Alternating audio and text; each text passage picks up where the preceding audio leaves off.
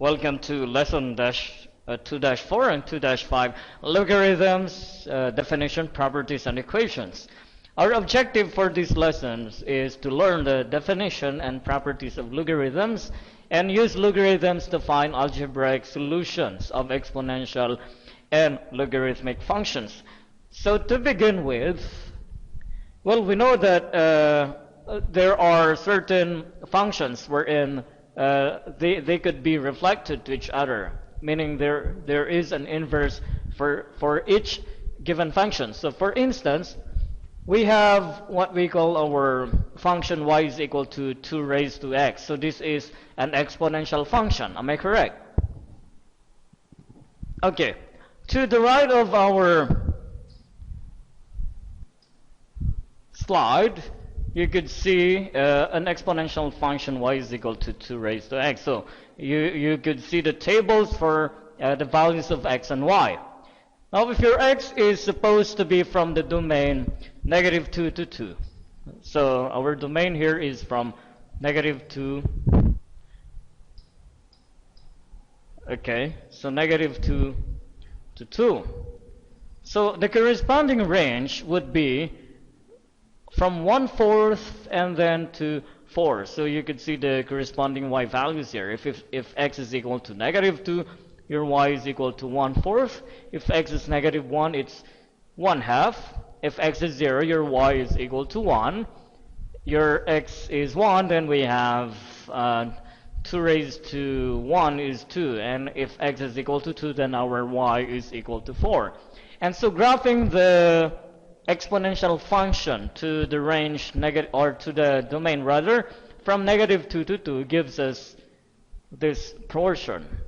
Okay, this is our portion for -2 to 2. This one.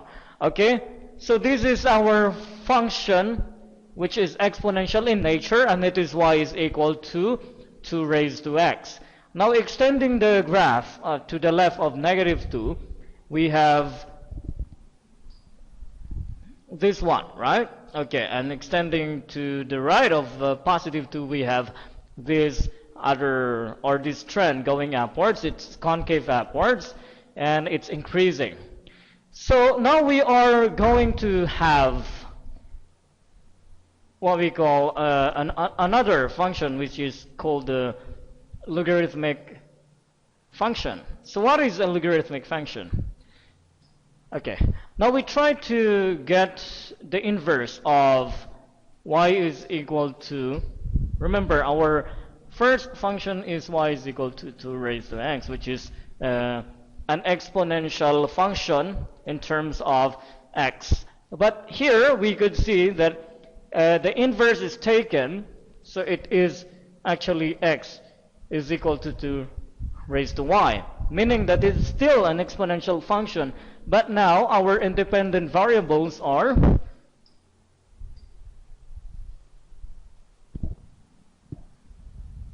y. Okay, so we get our independent variables, which are the y values, and the dependent variables now are the x values. But considering the previous table, look at our previous table, and the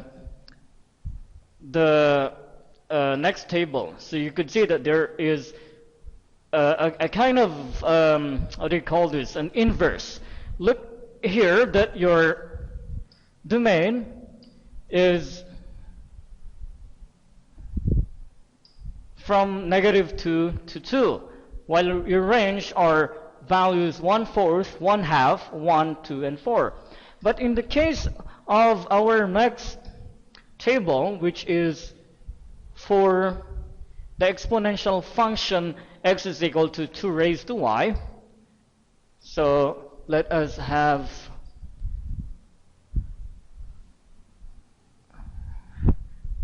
okay, let's make it okay highlighted inside a box, so you could see that our inverse x is equal to 2 raised to y has now the domain interchanged with that of the range of our function y is equal to 2 raised to x. Our range here is 1/4, 1/2, 1, 2, and 4.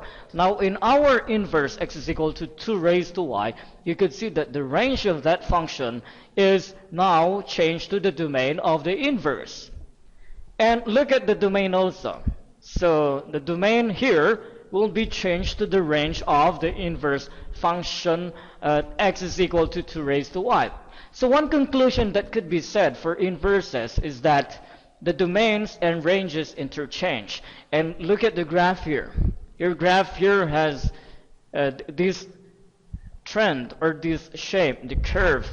But in here you could see that it is just a reflection across a certain function which we will take later on as here on the middle, okay, which is the function y is equal to x. So now let us see the corresponding graph. The name logarithm is used for the exponent of 2 in the expression 2y is equal to x. So now we have our inverse. So this is our inverse. And this is our function. This is our original function, exponential function y is equal to 2 raised to x. And we took the inverse x is equal to 2y. And we could see that this function here is a reflection of the inverse along the line y is equal to x. Now the term logarithm, okay, as you can see here. So log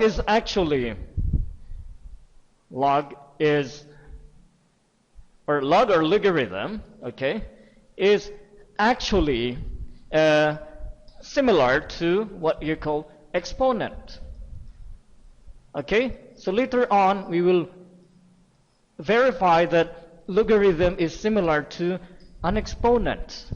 Okay, now in this case our exponent of 2 in the expression 2 raised to y is equal to x, and this could be written as y is equal to log 2x, which is the exponent y, and that is called a logarithm. Okay, now to be clear on this portion, I'm talking about the clarity of this portion here, which is similar to this. Okay, now this expression 2 raised to y is equal to x, and we would use the notation for log. Okay, log with a base 2, which we will write here, and the exponent y. Okay, so as you can see, the logarithm is used for the exponent of 2. And what is the exponent of 2? The exponent of 2 is y. So in short, our logarithm is used for the term y. And this expression x is equal to 2 raised to y is actually the inverse of the exponential function y is equal to 2 raised to x. So therefore, log functions are inverses of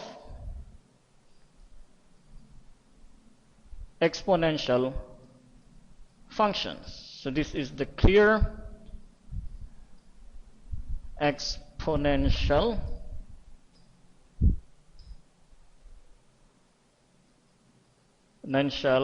functions. So this is a clear premise herein. Okay? So definition of logarithm. So how is logarithm defined? What led to the introduction or to the discovery of the term logarithm? Well, one reason for the name is kind of historical, okay? And before there were calculators, we have base 10 logarithms, meaning those numbers or numerical values with the power of 10. And they were calculated approximately using infinite series. So this is during the time of those mathematicians which led to the discoveries of sequences, and they use the sequences or infinite series in order to compute the value of a certain number. So an Englishman, Henry Briggs, okay, and Scotsman John Napier. So these two were the pioneers in the discovery of the logarithm. They were actually doing this numerical, they were taking the numerical values of the sequences, and they said that, oh, this way is the logical way to do arithmetic. So this is where logarithm came from. Okay? So what is the definition of a logarithm? Log b of x is equal to y if and only if b raised to y is equal to x. What do you mean by this? Meaning this logarithm is used for the exponent of b. And what is b? B is just the base. So b should be greater than 0, because if it's 0, notice that by is equal to x. Now if your b is 0, so that would give you 0y is equal to x. So therefore you don't have any value. Okay, and your x will always be 0. And b should not be equal to 1, because if it's 1, then again your x is a constant, which is 1. And x should be greater than 0. Okay? Now verbally you could say that log bx is with y as the exponent of b. That gives x. So the number x in log bx is called the argument of the logarithm. So again,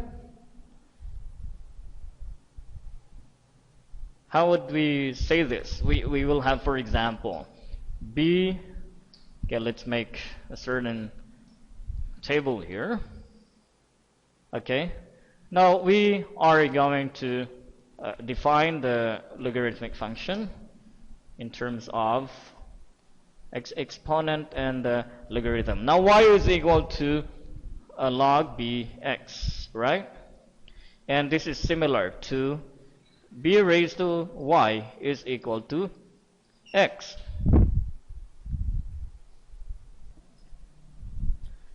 So these two are interchangeable. So our b is just the base. This is our base, and this is our y, this is the exponent. So let us indicate that this is the exponent y. And of course this is your base. And this is the what we call argument, or the value that we are taking, okay, or we are experimenting with, or we are evaluating, okay?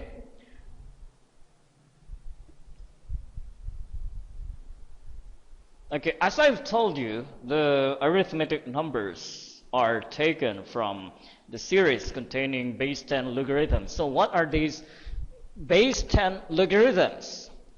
So to start with, we already proved that a logarithm is an exponent. So whenever you see a logarithm, it is actually the exponent of a certain exponential function or an exponential expression. So what are the base 10 logarithms? Let's consider the example 3 raised to 5 and log 10 3 raised to 5.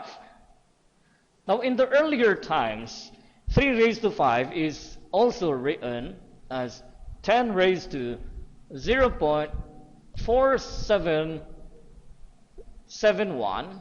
This is the effect of the series. And this value for 3, this one, is raised to an exponent 5. Okay, and that will give us, of course, 10 raised to 5. Now separating the what do you call this? The whole number 5 to the decimal notation. 0.4771. Okay, and that will give us 10 raised to 2.8 or 2.3856. Okay, let's multiply 5, and 0.4771 gives us 2.3856. So it is now 3 raised to 5 is now 10 to the 2.3856. Now evaluating this log to the base 10 of 3 raised to 5 gives us 5 log to the base 10, 3. And that will just give us 5 times 0.4771. So notice how the above value is related to the second logarithmic expression. So this one will be equal to 2.3856. So notice now that the logarithm is an exponent, right? Am I correct? This logarithm here is actually equal to the exponent of 10. Is it correct? So in this case we have a base 10, which we will take up later as it's a common logarithm, okay? And when common logarithms are essentially included in computations, they are what you call base 10 logarithms. Sometimes we delete the logarithm or the base 10 below. So in some cases you won't even see the 10 below. So it's like that. For example, for this expression, you can see something like log 3 only, and the 10 is omitted. Of course, this is our example number 1. Now let us have another example wherein the exponents are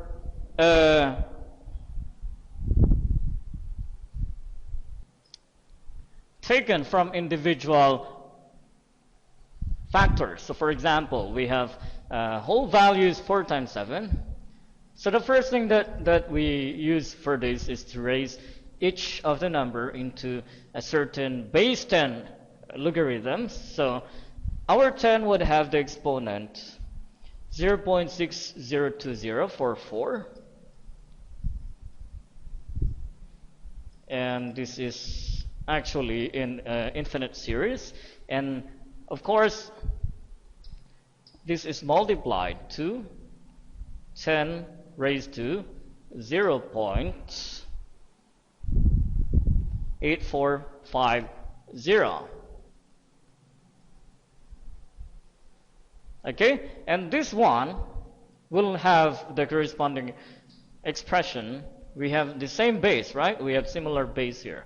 So when you multiply in algebra, when you multiply a variable or a number with the same base, for example, m4 times m3, that will give you the sum of the exponents, right?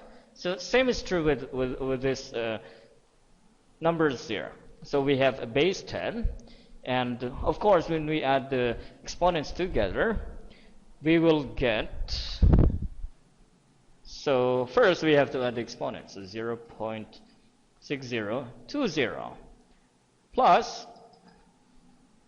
0.8450.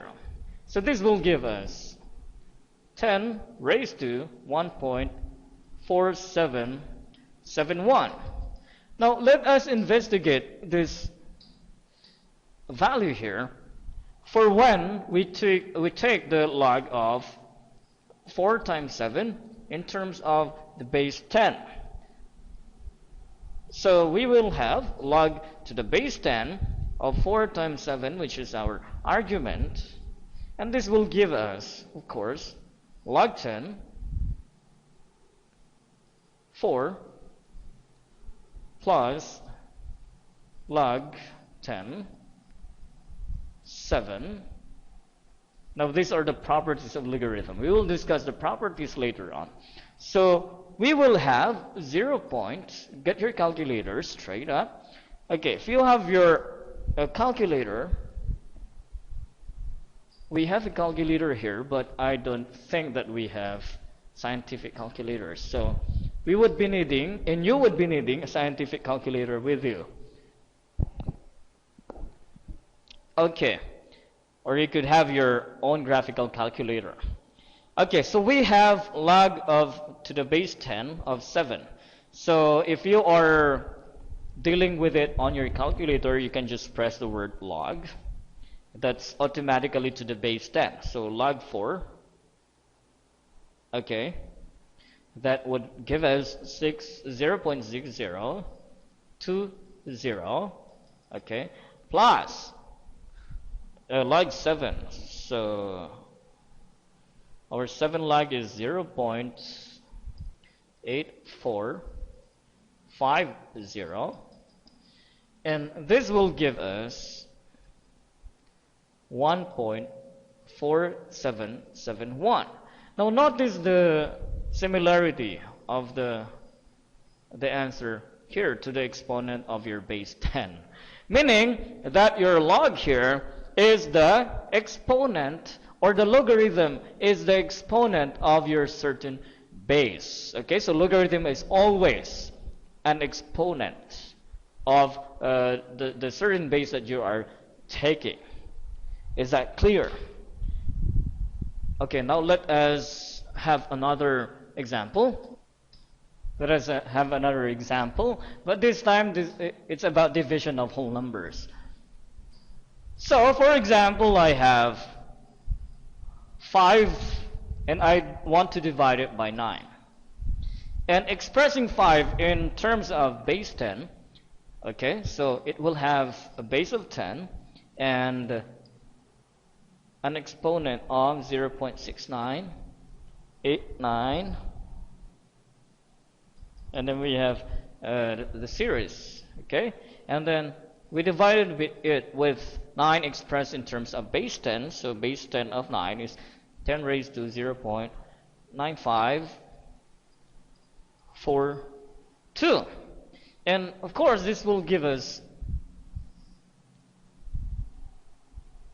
if you take, or if you evaluate it using your calculator, this will just give us 10. This is similar to the property of algebra, which is division of bases. So if you have the same base and you have, they are raised to different exponents, then you can just subtract the exponent of the denominator from the exponent of the numerator. So in this case, we have 0.6989 minus 0.9542, and that will give us 10 raised to negative 0.2552. Now let's take the logarithm of this division. So log 10, 5 divided by 9 will just be equal to log 10, 5 subtracted to, or subtracting log 10, 9. And this is just equal to 0.6989 minus 0.9542. And this will give us negative 0.2552.